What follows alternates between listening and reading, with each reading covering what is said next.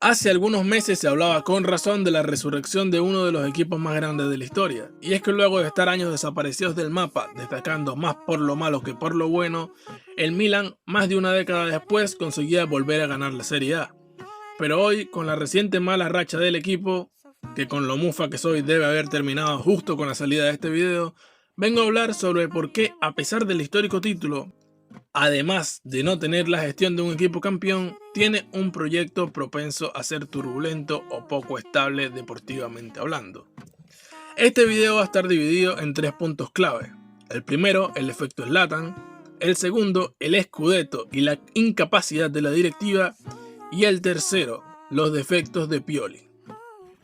Como siempre, para entender el presente es importante hablar del pasado, aunque todos conocemos la historia, así que no hace falta dar demasiadas vueltas.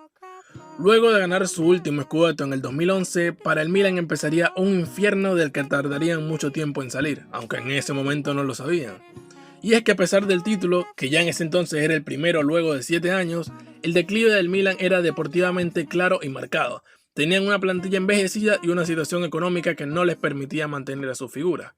Alguna pequeña luz indicaba lo contrario, pero el camino al descalabro de la institución en todo sentido ya era una sentencia inevitable.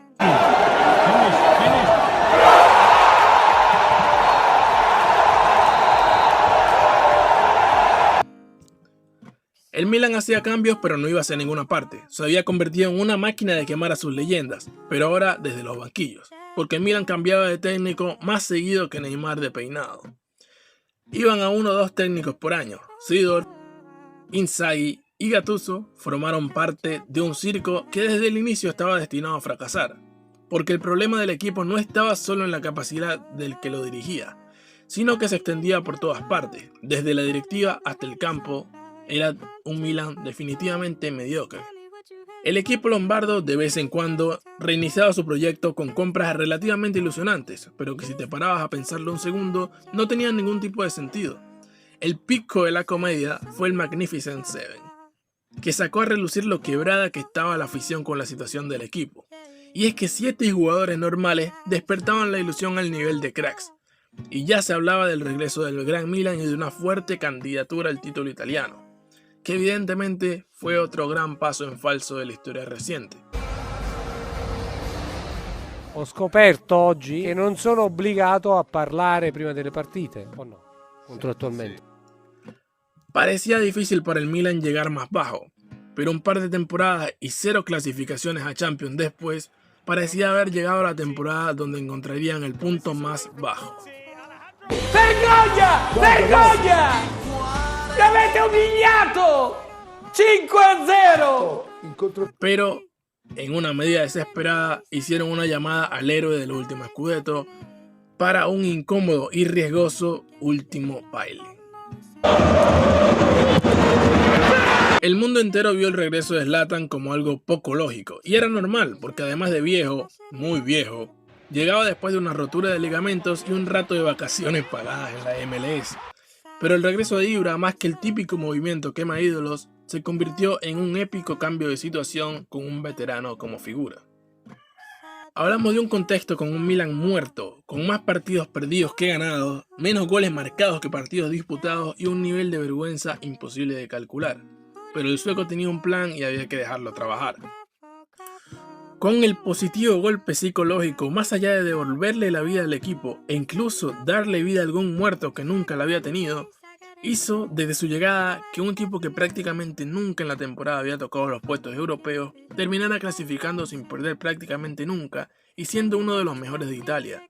El resto de la historia sabemos cómo sigue, y hoy, gracias a ese movimiento que parecía simplemente desesperado, y que evidentemente lo fue, pero que terminó dando sus frutos, el Milan hoy es vigente campeón de Italia. ¿Cuál es el punto de rememorar todo esto? Destacar el hecho de que sin el regreso de Ibra, quizá hoy seguiríamos hablando de una institución que no sabe hacia dónde va, que por un golpe de suerte retomó el rumbo y se tomó las cosas en serio para mejorar, pero que con el golpe de euforia olvidó sus existentes e importantes carencias. El peso histórico del Scudetto del Milan en el año anterior reside en que para nadie eran los favoritos porque estaban llenos de debilidades. Pero el tema importante con estas debilidades es que ni siquiera fueron resueltas luego de la conquista. El Milan ganó sin un extremo derecho bueno y sigue sin un extremo derecho bueno. Ganó con pocas garantías en el centro del campo y sigue con pocas garantías en el centro del campo. Ganó con pocas garantías en defensa y más de lo mismo. En la portería tenían una bestia, una total bestia, pero cayó lesionado. Tampoco tenían a alguien serio para el puesto, pero el experimento contra Tataruzanu salió bien. Y aún nadie sabe cómo.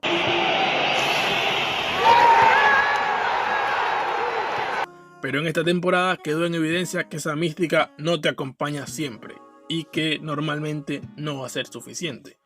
Y es que la gestión de Maldini en gran parte es defectuosa con toda la importancia del título ganado.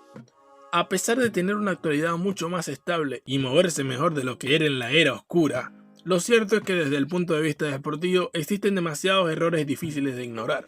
Perdieron jugadores importantes gratis por confiarse demasiado al apostar todo al último año de contrato y además solo reemplazaron bien a uno de forma efectiva.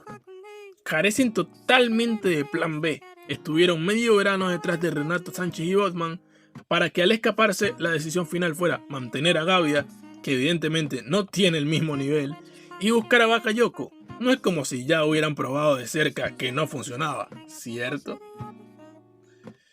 También mantiene como piezas importantes a jugadores que ya han demostrado no tener evolución o capacidades que valgan la pena, como Brahim, que jamás ha mostrado regularidad, como Salamakers, que nunca ha demostrado tener nivel para un equipo que aspire a algo en Italia, y como Junior Mesías, que iba a volver a su club de origen, pero que simplemente Maldini decidió renegociar y comprarlo.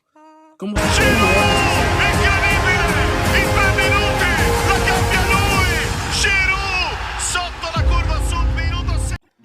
nada podría borrar el estatus de Maldini como leyenda, y es evidente que no todo es malo, ya que también ha tenido sus puntos positivos y no son pocos. Pero es una gestión que por temas de presupuesto no puede ser la de un campeón y que por temas de pura incapacidad no nota o desaprovecha oportunidades que sí están dentro de sus límites y le darían un salto para seguir compitiendo. Esto ignorando además el hecho de hacer una gran apuesta como Charles de Ketelaere, que en mi opinión con el trato, tiempo y espacio suficiente saldrá bien, pero fueron 30 millones teniendo un presupuesto muy limitado y quedándose sin margen para algún movimiento inmediatamente más necesario.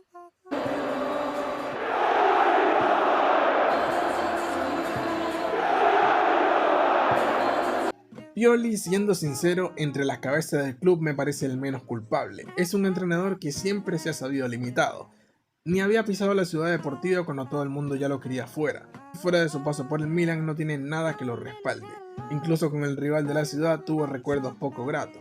Pero a pesar de todo, sorpresivamente se convirtió en todo lo que necesitaba el Milan para un importante paso de transición. Si ganaron el Scudetto fue porque todos rindieron por encima de su nivel real o regular. Y eso fue mérito de Pioli y su perfecta gestión del grupo. Hoy esa gestión del grupo perfecta no existe. Su equipo se siente quebrado y aquí es donde afloran sus errores. Total rigidez táctica, formaciones improvisadas y nula capacidad de cambio para encontrar soluciones. A día de hoy Pioli tiene crédito por lo logrado, pero parece haber perdido lo único que lo hacía especial: el sacrificio y acompañamiento de su grupo de jugadores. Yo siempre he tenido la idea, incluso antes de esta pequeña crisis, de que para mantenerse o dar un paso adelante probablemente el bueno de Stefano no sea suficiente.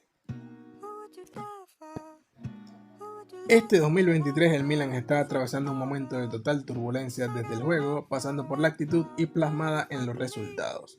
Pero la respuesta no es tan solo en el campo, sino en un cúmulo de cosas que explotan y terminan dejando en evidencia la poca inversión, la mala organización y los errores que no son indicativos de un equipo que ha regresado para quedarse.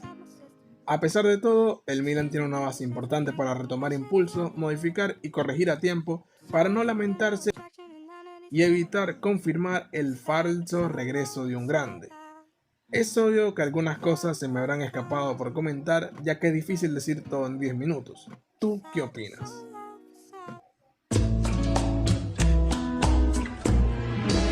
Amor mío, eres el ser que amo sin fin, paixão divino, amor mío, razón interna de vivir. Amor mío, mi vida es toda um vazio.